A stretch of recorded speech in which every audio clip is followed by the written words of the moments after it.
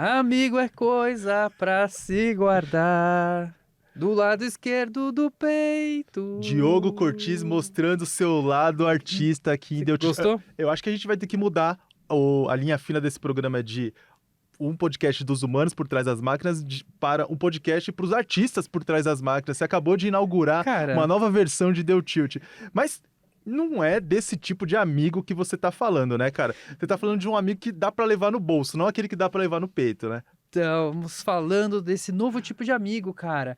Um amigo que ele tá de forma ubíqua presente sempre. Forma o quê? Ubíqua é aquela forma que tá sempre presente, assim, sem que você se materialize, né? Você é meu amigo, né? Às vezes você não tá presente, porque você não tá de carne e osso do meu lado, mas a gente pode conversar.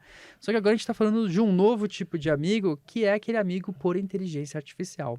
Até Tem aí a inteligência artificial chegou. Chegou, porque a gente vem falando muito de inteligência artificial nesse programa, no mundo como um todo, e a gente tem vários tipos de inteligência artificial, né? A gente tem os chatbots, a gente falou sobre agentes de IA, e agora tem um tipo de inteligência artificial que a gente chama de companhia de IA.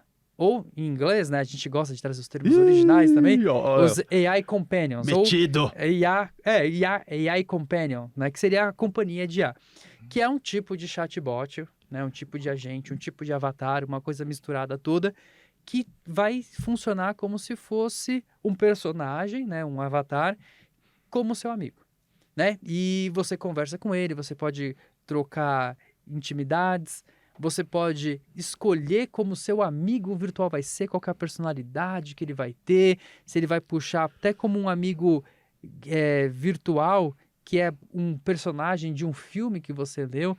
Elton, você teve amigos imaginários? Eu tava me perguntando exatamente isso agora, se isso, os Companion IAs, as IAs de companhia não são a personificação Perfeito, digitalizada exato. do amigo imaginário. E tem gente que ganha dinheiro com isso. É genial, É cara. genial, e é isso mesmo, assim. Você consegue, por exemplo, criar o seu amigo imaginário que conversa com você de fato, entendeu? Com uma personalidade específica. Ou você pode usar eh, personagens que já foram criados, desenvolvidos por outra pessoa, por outra empresa, e começar a criar um laço de segurança, né? A Eu não. gente já falou um pouco disso quando a gente falou sobre esse fenômeno das namoradas por IA, né? Uhum. Só que aí, no caso, a namorada por IA é uma coisa especialmente específica, amorosa e até mesmo sexual, e os AI Companions pode ser uma coisa mais ampla, Eu né? não sei se você teve amigos imaginários, mas eu sei que você já teve algumas amizades virtuais. E eu não tô falando do bate-papo do UOL, cara. Tô falando das companhias de IA. Testei várias. Acho que eu tenho desses amigos aí sintéticos, eu tenho vários. Tenho a Aitana, que a gente já conversou aqui, da influenciadora digital feita por IA, né? Mas que não entra no caso como uma IA de companhia, ela é só uma influenciadora. Mas eu testei vários, assim. Tem uma plataforma, né, que é Character AI, que você pode criar o seu avatar lá e você pode consumir vários. Eu consumi vários, assim. Troquei puta ideia com o Freud, cara. Com Com Freud, Freud, Einstein, cara, brother, tipo, de sentar na mesa e tomar breja, assim. o problema é que não dá pra levar essa galera pro bar, né? Claro que dá, celular, pá, coloca aqui, do ladinho e fica trocando ideia. Você Você... acha que vai ser normalizado esse tipo de Pô, comportamento? Você então, vai colar no bar e a galera vai achar de boa vai tá. você falando com um celular. Não, o meu medo é Se que... bem que já acontece isso É, hoje em dia, né? o meu medo é normalizar isso, né? E isso traz um desafio enorme, né, para a sociedade, mas é um mercado que está em expansão, né? Sim, e você mencionou a Character AI e ela foi criada por um brasileiro, tá sabendo disso? Sim, sei Pô, que era um dos funcionários do Google, né? é, e ela já é uma das empresas bilionárias, porque Com um o, monte de investimento do Google depois, sim, inclusive. antes de falar um pouquinho do brasileiro, o que é a Character AI? Ela tem 20 milhões de usuários e ela tem um tipo de usuário que é super precioso para plataformas de inteligência artificial, e não só de inteligência artificial, mas de tecnologia e para todos os segmentos, que é um usuário jovem. Ele tem mais ou menos entre 13 e 25 anos, ou seja, é uma pessoa que vai sendo formada e acostumada com aquele tipo de coisa, o que já dá pra gente concluir o seguinte: no futuro vai ter muita gente no bar falando com o Vai, eu celular falei. e na tela do celular vai ter uma inteligência artificial e não vai ser uma ligação. Outra coisa, a fonte de receita dela é de assinatura, o que é o melhor dos mundos para várias empresas, porque é uma fonte de receita recorrente. Uhum. O que ela faz? Você já contou mais ou menos, mas é um chatbot que você cria várias personalidades, ou você pode falar com personalidades que já existiam. Sabia que eu criei um? Você citou Freud, você criou um? Eu criei o Tiltzinho. Tiozinho! Quem quiser pode acessar lá. Não sei se eu já liberei para público, mas eu criei. É um chatbot que responde dúvidas sobre ciência e tecnologia. Eu criei para testar assim, cara, mas... Cara, agora falando um pouquinho dos criadores da Character AI. Tem o brasileiro, que é o Daniel de Freitas, e tem, antes de falar dele, tem o Noah Shazer.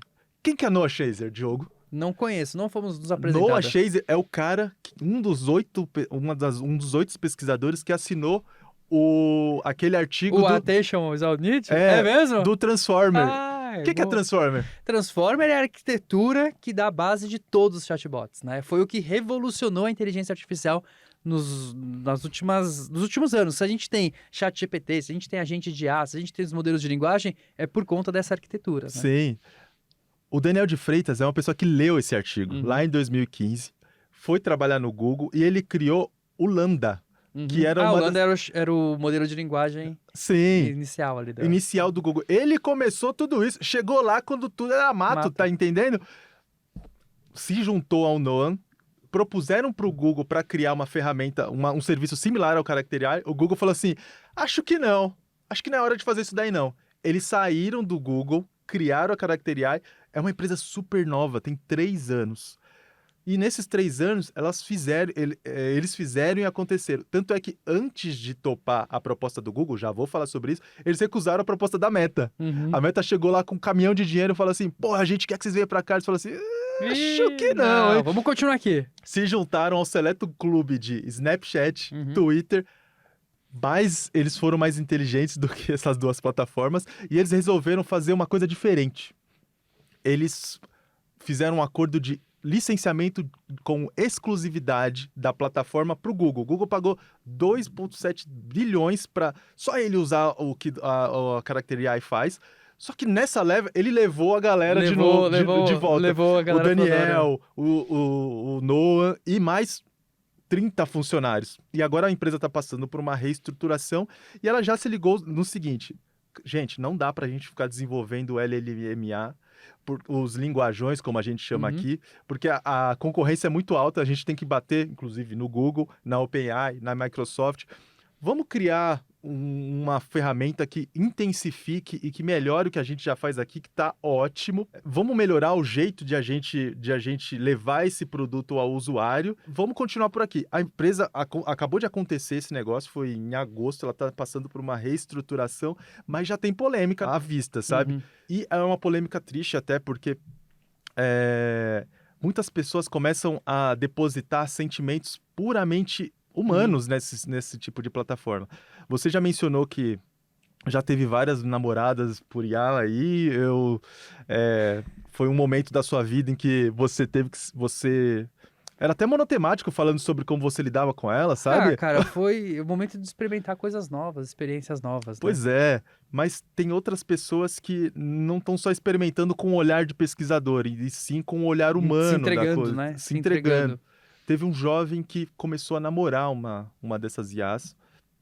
Ela interagiu de um jeito nada legal e essa pessoa acabou se suicidando. E a mãe desse jovem está processando o Google, a Character AI e a startup que usou essas ferramentas para criar o chatbot. Essa mãe diz que a Character AI cria experiências antropomórficas, hipersexualizadas e assustadoramente realistas que impedem que as pessoas se liguem que estão falando com uma máquina. E, além disso, ela acusa o Google de coletar dados dos usuários adolescentes, esse jovem tinha 17 anos, usar para treinar os seus modelos e fazer com que eles sejam cada vez mais viciantes. Eu acho que ela zerou os tópicos que a gente vem abordando aqui em Deu Tilt faz muito tempo, né, Diogo? Sim, esse caso foi bastante triste. Inclusive, eu acho que esse rapaz, ele estava nesse relacionamento aí com essa inteligência artificial e era um chatbot inspirado na Daenerys, do Game of Thrones, inclusive.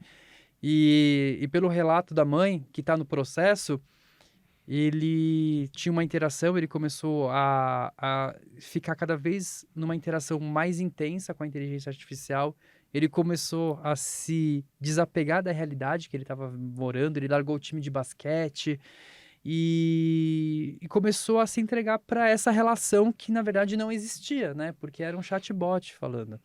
E num determinado momento, né, ele perguntou, ele falava que estava cansado desse mundo, né? Que ele queria viver nesse mundo da inteligência artificial. E aí ele perguntou para ela, né? E se eu voltasse para casa? E ele falou, não, estamos te esperando, meu rei, algo assim. E logo em seguida ele se matou, assim, tipo, segundos depois. Então a gente vê que, né, o fato da inteligência artificial não conseguir captar esses sinais tão bem, né, de a pessoa se entregando tanto e colocar limites para isso, é uma coisa assustadora. É uma coisa assustadora. Então quando a gente olha por o caráter AI, por exemplo, para essas ferramentas, e a gente vê isso acontecendo como uma brincadeira, como uma questão de entretenimento, é super legal, bacana, divertido, né? Só que você trazendo o que a própria mãe colocou, né? Essa antropomorfização exacerbada para que as pessoas já não saibam mais distinguir o que é real e não é, isso, cara, isso deveria ser passado por um processo regulatório urgente, né? Até escrevi uma coluna no UOL falando sobre isso.